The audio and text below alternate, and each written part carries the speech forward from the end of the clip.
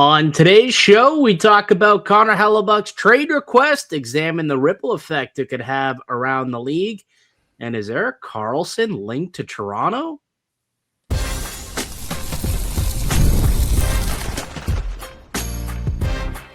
You're Locked On Maple Leafs, your daily podcast on the Toronto Maple Leafs. Part of the Locked On Podcast Network, your team every day.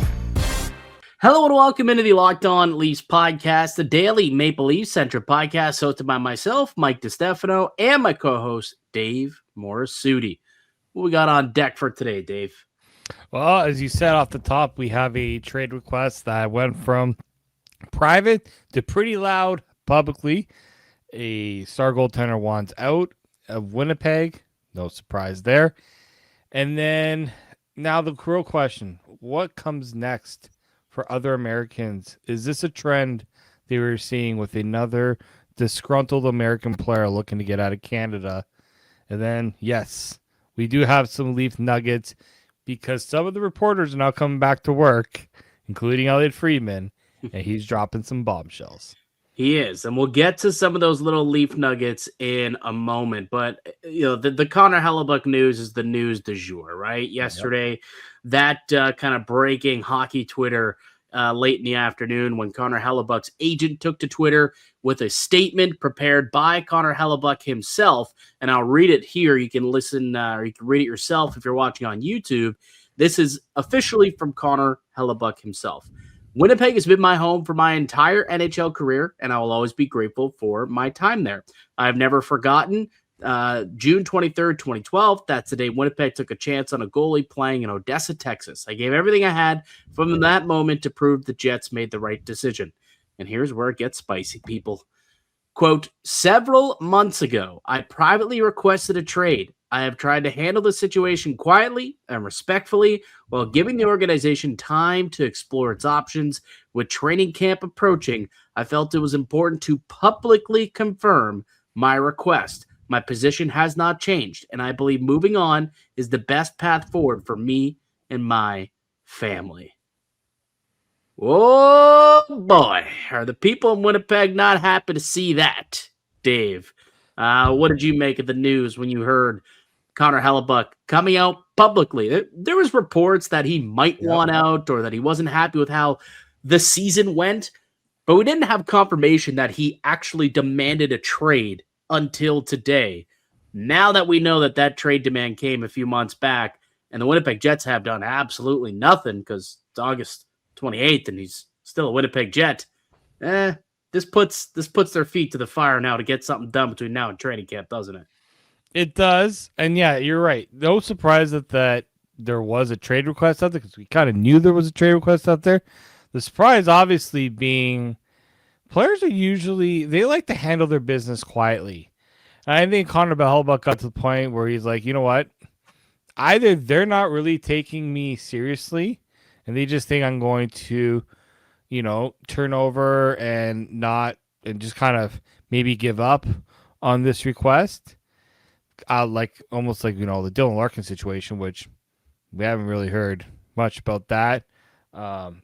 Almost like also the Zach Werenski, where it was made known he was looking to potentially get out, and then that kind of just went away. And I think Hellebuyck kind of went, no, just a reminder, just in case the Jets didn't know this, I want out. I have requested. I tried doing this the nice way, the polite way. Politeness is going out the window right now. And it's funny because the statement does read very polite, but in a way it's him saying, okay, like I'm not playing anymore. Yeah. And you got 2 weeks, trade me. Like it sounds like a guy, like I don't know how you could possibly walk back into that Winnipeg market after this. Like I don't think you can. Especially when you force your team to issue a response. Connor has been open with us about his desire for a change. He has been an important part of the Winnipeg Jets organization for many years. We have tremendous respect for what he has accomplished here. While we will continue to work through the situation in a thoughtful manner, there is no update at this time. Yeah, no, you know what, Kevin Cheveldayoff. We know there's been no update because that's the whole reason why he put this out there. because you've failed to figure out how to move a Star Vezina trophy winning goaltender. Like, I understand that this is a trade that Shelvdale doesn't want to screw up, but getting the situation to this point is also not a good look for the general manager of a team that, frankly, I don't know how he still has a job. I'm sorry. I've kind of gotten to this point where, yeah, they've had they've won a President's Trophy, sure, but they also crashed out of the first round that year. Mm-hmm. That team has had so many ups and downs. Yeah, that window's closed. That window is closed, and the Kevin Cheveldayoff point is probably proper, where like he had a chance to win with that group, that team, and didn't do it. Like, now maybe they should have someone else in there trying to clean up that mess and, kind of strip it down. And look, I think this kind of expedites that process realistically, because that team, I mean, even if you go and look at the year that they won the President's Trophy, it was because of Connor Hellebuyck. Like, he was a Hart Trophy candidate. Did he win? He might have even won the Hart Trophy that year. He did win the Hart Trophy that year. year. Like, that's the only reason why that team was any good. And if you get rid of Hellebuyck, they're just not deep enough to contend. And last year, because he didn't play like a Hart Trophy candidate, they were terrible and they stunk. So, yeah, I think this is going to speed up the Jets rebuild, I guess, and then they'll probably end up getting a decent haul for him, I would think. He's still a very good goaltender, like still a goalie who I think most teams would look at and consider him a top 3 goalie at the position in the NHL on planet Earth, realistically. And, on any given day, he could be number 1 when he's playing at his best. We saw that firsthand, us here in Canada during the gold medal game, where Connor Hellebuyck stood on his friggin' head and won that game for the Americans. And that's the other underlying part about this entire conversation, is this is a continued theme that we've been seeing of star American talents who are stars in Canadian markets who are forcing themselves out of Canada and back into the States. And there's an obvious link there between a star American on a Canadian team right here in our own city with the Toronto Maple Leafs, Auston Matthews. And I've got a surprising take for you on the other side with response to Auston Matthews and the potential ripple effect we could see happen with this Connor Hellebuyck news. We'll get to that on the other side. Erik Karlsson potentially linked to the Maple Leafs. We'll get to that news as well. It's coming up on the Locked On Leafs podcast, part of the Locked On Podcast Network. It's your team every day. Today's edition of the Locked On Leafs podcast is brought to you by Indeed. Support for today's episode is brought to you by Indeed Sponsored Jobs. When workplace chaos hits and you need the right hire, Indeed Sponsored Jobs helps connect employers with candidates who match specific needs like skills, certifications, locations, so less time gets spent searching and more time gets spent finding the right fit. And like, honestly, people are finding quality hires on Indeed right now. In the minute I've been talking to you, companies like yours made 27 hires on Indeed, according to Indeed data worldwide. And one great addition can obviously have a ripple effect on everyone around them. When you find someone who brings the right skills, attitude, and experience, it makes the entire group better. That's why finding quality candidates and those who are qualified matters so much. And why tools like Indeed Sponsored Jobs can help make that process easier. So spend less time searching, more time actually interviewing candidates who check all your boxes. Less stress, less time on results. When you need the right person to cut through the chaos, this is a job for Indeed Sponsored Jobs. And listeners of the show will get a $75 sponsored job credit to help get your job the premium status it deserves at Indeed.com/podcast. Just go to Indeed.com/podcast right now. Support our show by saying you heard about Indeed on this podcast. Indeed.com/podcast. Terms and conditions apply. Need to hire? This is a job for Indeed Sponsored Jobs. Welcome back into the Locked On Leafs podcast. Mike DiStefano and Dave Morassutti with you as we are starting on Monday, each and every weekday, Monday to Friday. We're back to 5 days a week here on the Locked On Leafs podcast. You can find it wherever you get your podcast, Apple, Spotify, wherever. And of course, you can subscribe and watch the show daily on YouTube as well. All right, Dave.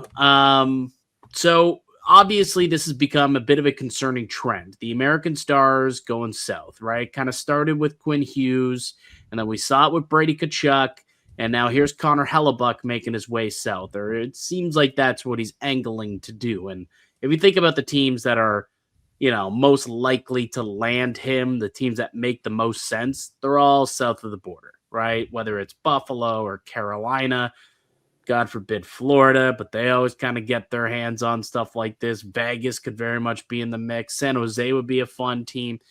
They're all United States-based teams. And now, obviously, the link here is that the Maple Leafs have their captain as an American. And I don't know. I'm curious, Dave. Like in a time where star Americans are asking out, should we maybe appreciate Auston Matthews a little bit more for sticking around? Like, does he deserve that at all? Like, not that this is my position. I'm just kind of putting that out there and asking, just wondering aloud your thoughts on it. But, like, should we have a little bit more grace for Matthews? Because he had a chance to ask out and get out this summer when things got hairy with the Leafs. He didn't do that. He stuck around. He wants to wait around. And he wants to try and turn things around for Toronto. Should the fan base have a little bit more respect for Auston Matthews than they currently do for that decision? I mean, I think so. I just think that this team has also had their troubles with players who have shown a desire to leave, right? When things don't go right. And Jumbo Mitch. Talking about one who's actually from here. Right? Even William Nylander. William Nylander, I think, has had more of a reason to ask out than a lot of other players on this team. Coaches haven't liked him. Fans have kind of thrown a little bit of shade around him. He had the trade. He went through the worst contract negotiation out of any player on this team, and he never asked out. Not once. So, like, him and Matthews, in my opinion, yes, I think that the Leafs have had it. Now they did pay Auston Matthews handsomely, so it's not like, it's been all tough for him. Yeah, but they are treated like gods. Like, let's also, be fair. Like, Toronto is definitely a much better organization to be a part of than the Winnipeg Jets and the Ottawa Senators. And dude, the Vancouver Canucks are a mess right now, too. So, like, I can't blame those players for not wanting to be part of that situation. Even the Flames to a degree, right? Like, Tkachuk started this mess, kind of, when Matthew Tkachuk Tkachuk started left first. Remember, Johnny Gaudreau wanted to be closer to home, so went to Columbus. R.I.P. It really is all Calgary's fault, if we're being honest here. It's, who it is? It's not Calgary's fault. Well, it is, but whose fault specifically? It's Brad Treliving's fault, yeah. This is all Brad Treliving's fault. He started this avalanche. And, Hellebuyck is the latest, and there's always going to be that lingering question in Toronto, like, is Auston Matthews eventually going to do the same thing? And I'll at least say this. He could have done that this summer, right? Yep. When he could have gone up to John Chaika and said, You know what? You guys go and you started with Gavin McKenna. He's the guy you're going to build your future around. And more so just, the team it wants a fresh start, clearly, right? Like, they gutted their front office.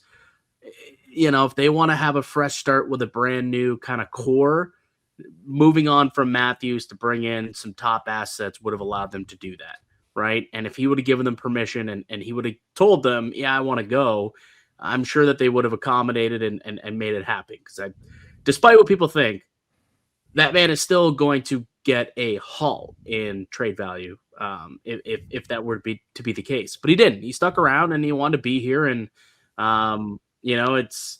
it's going to be interesting to see how because you know that question's going to come.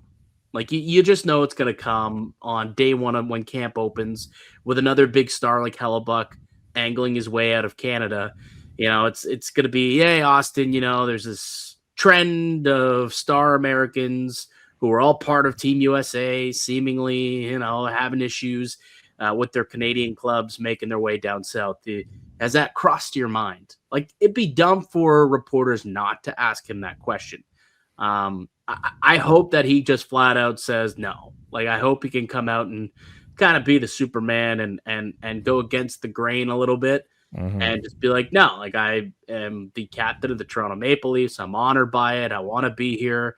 Last year was a mess of a season, but I like the direction we're going in, and I want to be part of the solution moving forward and hopefully bring a Stanley Cup to Toronto and bring a Stanley Cup back to Canada for the first time in over 30 years. So that'd be awesome. If he comes out and says that day one, I think that'll gain a lot of brownie points for a guy like Auston in a couple of weeks here. I think that's the first thing that he needs to do. Is he kind of needs to do what Morgan Riley did, which is put his position and his desire to stay first and foremost.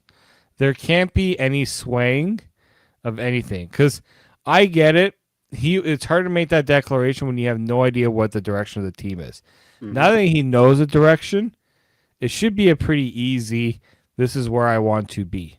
Yep. And then when it comes to his contract, I mean, he can't even really do anything or say anything until next year, right? He could say, when the time comes, happy to see if we can get that done. He could say that, but he can't really give any guarantees right now because I don't think the conversation's around whether or not he's going to extend next year, but whether or not, he's thought about demanding a trade, I think that's a different conversation. Right? Like, I think just not re-signing is one thing. Demanding a trade is a whole other thing. Like, that's what happened with Quinn Hughes, right? He wasn't going to re-sign, so he was like, get me out of here. Similarly to, it sounded like Brady Tkachuk was going to take off in a couple of years. So they said, all right, we'll move on. Matthew Tkachuk, he wasn't going to re-sign in Calgary, so they said, all right, we'll move on. It doesn't seem as of now, based on the fact that he's still with the Maple Leafs, that Matthews has given the team any indication that he's not willing to re-sign and stick in Toronto. So, based on that alone, I guess we'll have to take that for what it is and that he wants to be here. And what that contract looks like down the road, we'll find out. I'm sure on the show we will talk about it incessantly over the course of the next, 2 years until that deal's done, year and a half, till that deal is officially signed, which, reminder, can't actually officially happen until July 1st of 2027, until he can officially sign an extension with the Maple Leafs. And keep in mind, when he signed the last contract, he didn't sign on July 1st. It took him until about mid-August to announce that extension. So even if it doesn't, sit in a drawer and get announced on July 1, I still wouldn't think that it's the end of the world, because we've seen a situation where he's willing to deal throughout the summer. So yeah, I do think that we owe Matthews, not like gratitude. Like, I don't know if that's the right word, but you should show a bit more of an appreciation, I think, for a guy who's sticking it around as an American, where most of his fellow countrymen and gold medal teammates are like, I want to get back down south. Got to give him a little bit of credit for sticking around and honoring his contract and being a captain of a Canadian team, unlike some of these other losers who are moving down south. You got any final comments or words on that before we get into NHL news and notes? No, I mean, I think you're right in a lot of ways. I think, Leafs have been very fortunate that the only one they've had to deal with was Mitch Marner, because it could have been more than Mitch Marner they've had to deal with. Yeah, and Marner's, it's just a different situation. Like that's more of the anomaly than anything else. Yeah. All right, expansion on the horizon, according to Bill Daly. Will it be in Canada? Will it be in the U.S.? We'll tell you where they're leaning on the other side. And are the Maple Leafs linked to Erik Karlsson? We'll get to that next here in the Locked On Leafs podcast, part of the Locked On Podcast Network. It's your team every day. Today's episode is brought to you by Odoo. Running a business shouldn't feel like you're trying to connect a bunch of systems that were never designed to work together. One app for accounting, another for inventory, another for sales, and somehow none of them talk to each other. That's where Odoo comes in. Odoo is an all-in-one business management software that brings every part of your business together in one powerful platform, from sales and accounting to inventory and marketing. Everything works in one place. Odoo is one platform to manage, grow, and scale your business. The best organizations know that success isn't just about talent. It's about having everyone working toward the same goal. That's true in sports, just like it's true in business. One thing that really stands out about great organizations is how they get everyone pulling in the same direction. It's not just one great player or one great coach. It's a coordinated effort across the entire organization that makes it successful. Great organizations win because operations matter, and that's why you should get Odoo. Odoo is one platform to manage, grow, and scale your business. Try it for free today at odoo.com/lockedon. That's odoo.com/lockedon.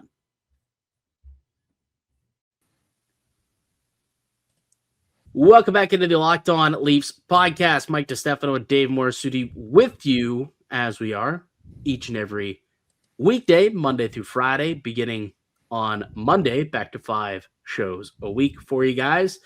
It's not too long before we get going. Just 33 days until the season starts for the Toronto Maple Leafs, and they'll be in action in game number 1 of the season. Yeah, Montreal, right? Is that the season opener, Montreal? Yeah, I think the Canadiens on September 29th.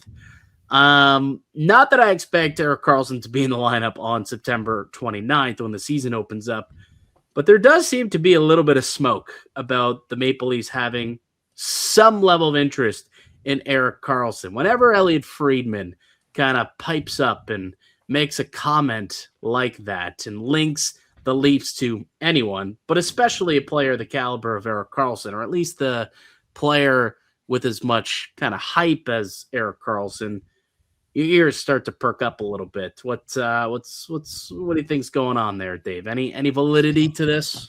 Well, Friedman did say that when Kyle Dubas was here in Toronto, he was pushing for an Erik Karlsson trade. He wanted Karlsson to be on the Leafs. That obviously didn't happen until he got to become a GM of the Pittsburgh Penguins. So he got to have his fantasy over there. And the one thing that makes Friedman, because it was something that someone suggested to Friedman, and the link that he uses is, look at the 2 new additions to the front office and coaching staff, Matt Sundin and Daniel Alfredsson. 2 people that he believes that connection could be how he gets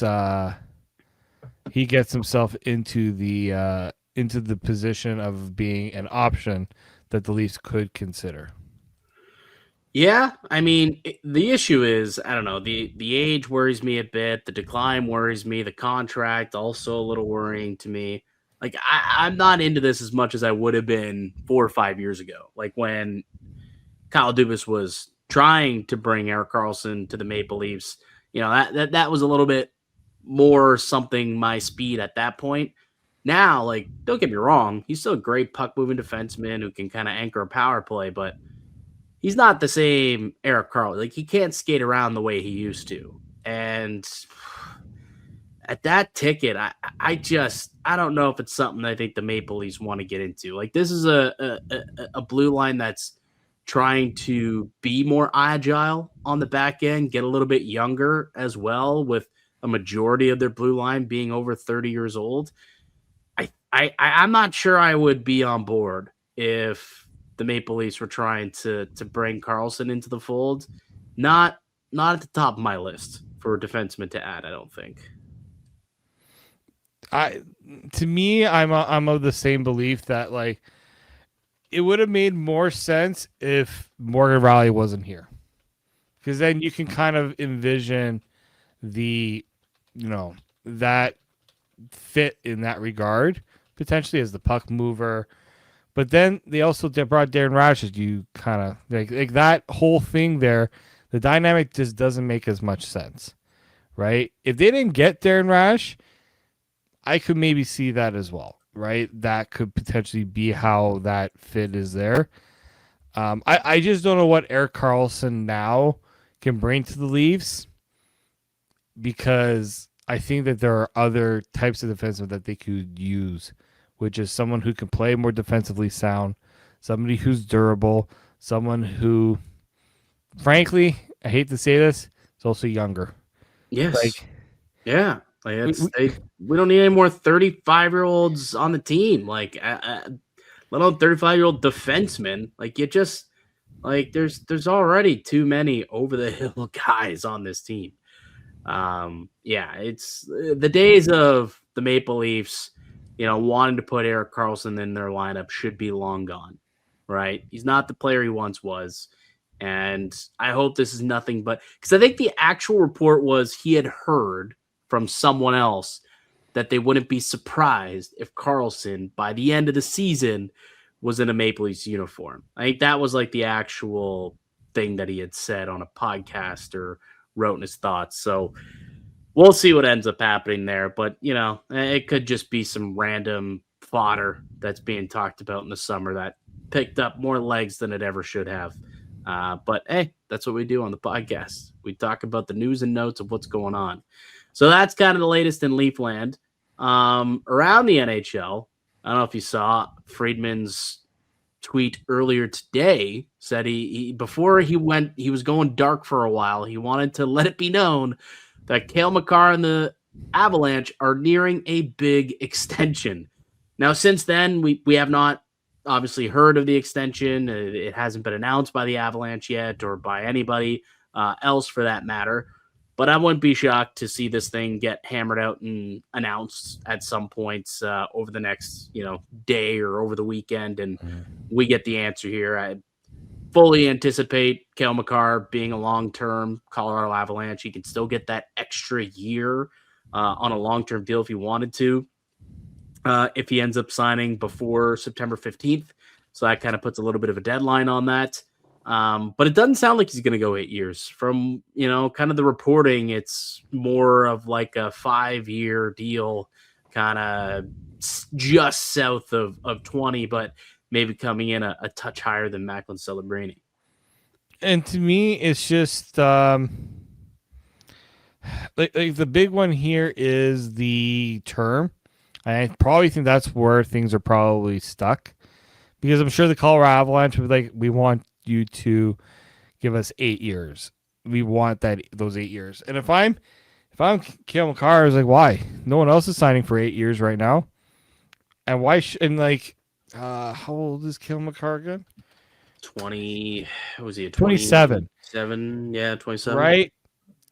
Signing a new deal. He's going to be 28 in October. So signing his last potential deal at 33 versus, we're talking 36, 37. If he signs an 8-year deal versus like a 5-year deal, that makes a difference as well, especially with the talks about expansion, new TV deal needed for the U.S. side, and what that could potentially do for the salary cap. I don't think that's the only reason. I just think that it's not where things are going anymore with contracts. Yeah, you can still sign for 8 years, and that's going to change. I just think we're seeing fewer and fewer people doing this now because, it really is team friendly to do the 8 years. And yeah, some people want to do that. Some players have been wanting to do that. Cale Makar did them a big favor. Yeah. On the last deal he signed. He saved a lot of money over the last couple of years. That's for sure. It allows him to kind of, dip back in for one final big contract at the very end, right? So it would make sense if that's kind of the deal we see pop up for old Cale Makar here. Two other things to note. Our boy, Fred Anderson, who, if you forgot, signed a contract with the Edmonton Oilers to be the starter over there. Well, put the brakes on that, Dave. The man got hurt before his first practice as an Edmonton Oiler. Sounds like he underwent some sort of injury while training, some off-season injury while training. not expected to be ready to go for the Oilers until late October. Going to miss all of training camp and won't be ready until late October. So Freddie Andersen hurt again. Who'd have thunk it? Yeah, it's not a good start when you don't have your quote unquote starting goaltender for all of training camp. So they have. I'm starting to wonder if, like, well, I guess I was gonna say if he's got like some sort of like Babcock disease, because when he was in Toronto, like, man, the guy felt like he got hurt a lot under Babcock. But Carolina, he was also injured. He's just kind of a Band-Aid. Like that was the biggest reason why I questioned why Edmonton made Freddie Andersen like their goalie of choice. Like, they need kind of a sure thing in net, and he's not. I mean, availability is the best ability, and there ain't no sure thing when it comes to that guy's availability. That was a huge question mark. The dude is 36. Yeah. You are now pretty much telling Devin Levi and Tristan Jarry you are going to be the guys. They're going to see a lot of the action. Like, they're going to carry 3 goalies. And with the way that their cap, I don't know, I think their cap is okay. That they can carry 3 goalies if they need to. I don't think they want to. But if I'm, if you're the Oilers, like, who plays the most games out of the 3 guys you got? Probably Jarry. Probably that should scare the crap out of Oilers fans. Well, that's how they made that decision last year. And that was an awful trade that they made last year. And they doubled down. Yeah, doubled down by bringing in Freddie Andersen. So yeah, we'll see how that kind of plays out. I don't think it's going to go over very well for Fred. I don't think it's going to sink the Oilers. Not that he was a major. Like, I know he was unbelievable in the playoffs, but it's just, I don't know. I'm curious to see how it's going to work out with him in Edmonton.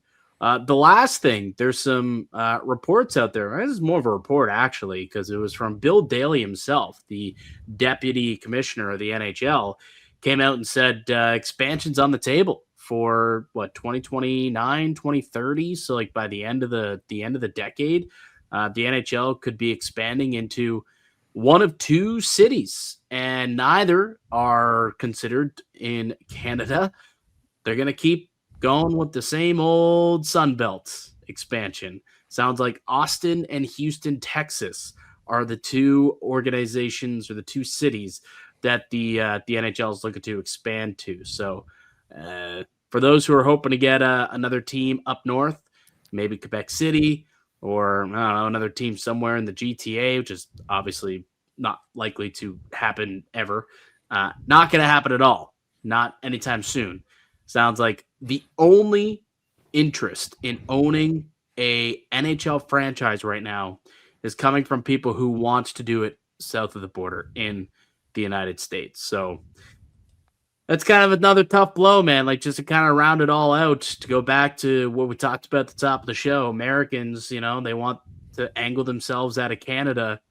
I mean, all the money right now is in the States too. Like, no owners even want to set up shop in Canada because the dollar's so bad and you're just kind of losing. You have to pay, American dollars, but you're making Canadian money. It's tough. A lot tougher to own a Canadian franchise than it is American right now. And yeah, I mean, for those who are hoping to get another expansion club up here, not likely.